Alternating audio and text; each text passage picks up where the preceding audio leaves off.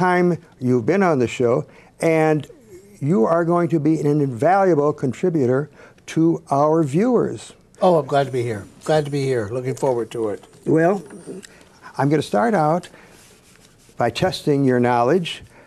This is an article that appeared in USA Today quite recently. Flyers in July filed more complaints with the government about airline service than any other month in the last 7 years, the U.S. Department of Transportation said last week. Now, here's the key. Airlines blame the high number of July complaints on bad weather, packed planes, airport congestion, and an aging air traffic control system. How say you how can we resolve the problems? Well, number one, there is a problem with the air traffic control system. It is old. It's a radar-based, ground-based system. When we do have the technology to have a GPS-based system, cost about $30 billion to install it, but we do need that. That's number one. Packed planes have really become a problem, Roland. Years ago, we would have about 65% of all the seats on an airplane were filled. So if a flight were canceled, there were another plane coming along with 35% empty seats, and they could start to put people on it. Today, many planes are 90, 95, 100% filled. Anybody that's been traveling has probably been on a plane that's been full. Well, now, if that plane is canceled, there's just not another plane with seats on it coming along. So we've had situations where people are waiting 1, 2, and 3 days to get a flight. It's been a rough summer. Well, what do you recommend to seniors then in terms of these possible problems? Well, I think what seniors can do is people who are retired have a tremendous advantage. They have a flexible schedule. So let's take a look at Thanksgiving that's coming up. That's the big holiday. Seniors who want to travel at Thanksgiving, stay away from those busy holiday days of the Wednesday before, the Sunday after. The Sunday after Thanksgiving is traditionally the busiest holiday or the busiest travel day of the year. As a senior citizen, a retired person, why don't you go Monday night? Why don't you go Monday or even the Sunday before? And then if there's a problem, you've got a day or two still to get where you're going. Being flexible is the greatest advantage seniors have. This is the time seniors can take advantage of it. Nice to be a senior in these cases. Boy, it really is. You know, but they've done away with the senior fares. You know, years ago, seniors used to get a 10% discount on airfares. Those have all done away with, but the flexibility is now coming into the seniors' favor. Well, as long as we're on the topic of being organized for the flights, so we get on the airplane, my wife and I, and we do 2 carry-on bags, okay? One above and one below. Now, before the show, you said that it's important that you make these recommendations about handle medical records and so on.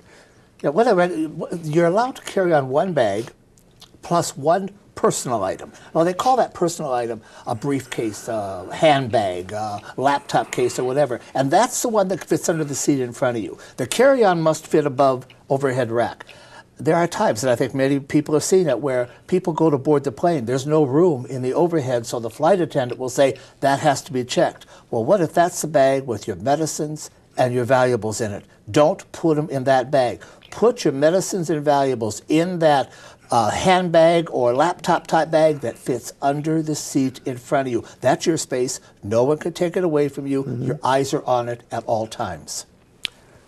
Sometimes when we're taking long trips, we check the bag.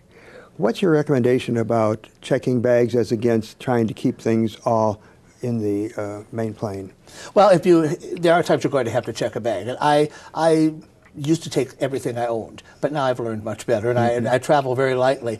And what I've learned is many hotels have laundry facilities, and I will launder my clothes. And if I'm going to visit relatives or friends, chances are they have laundry facilities, and if they don't, you probably don't want to visit them anyway.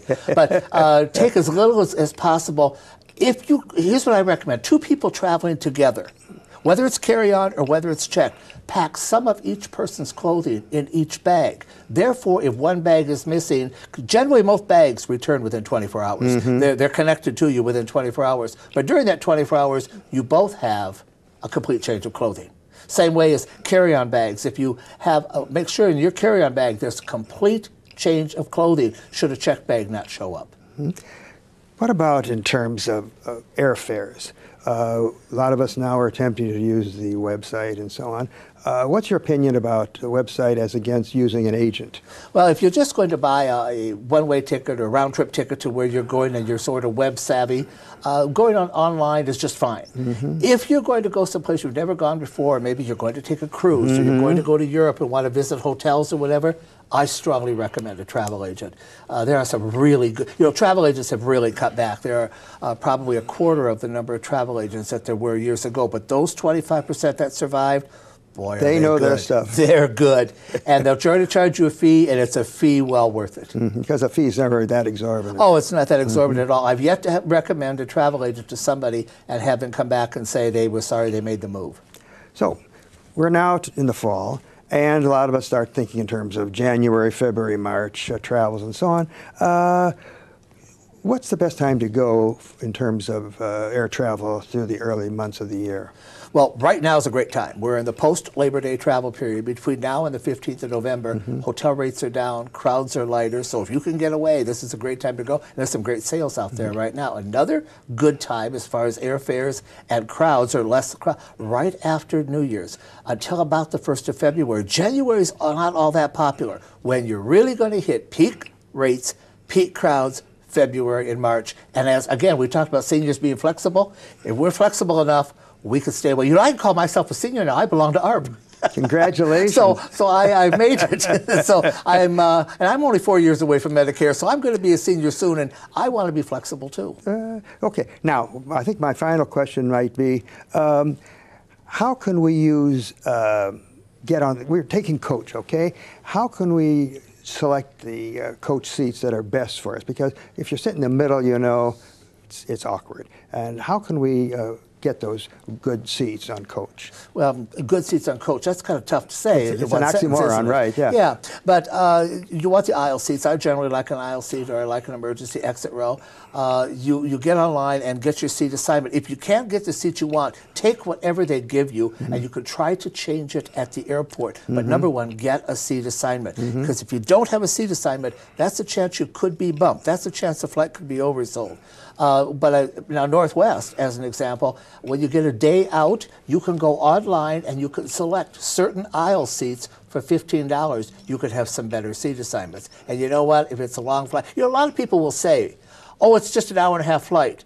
But you could sit on the plane for 4 hours before you take off. We all know that happens, so get a good seat. Thank you very much.